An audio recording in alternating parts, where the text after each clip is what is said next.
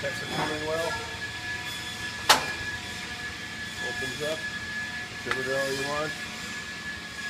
Tooling slides out, and there you have it.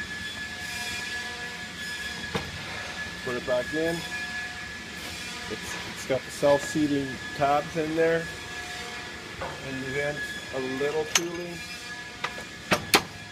It can't fall over because it's stuck in there. You can slide it out or clip it in, whichever way you want to.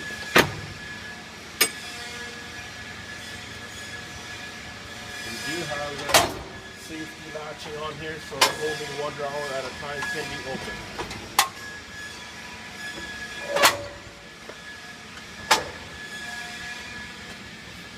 And here we have our dies. We also have a variety of spacers in here so that you can have whatever different width you want. As you can see, these ones here I got narrow for shallow tooling. These ones here I got taller for taller tooling.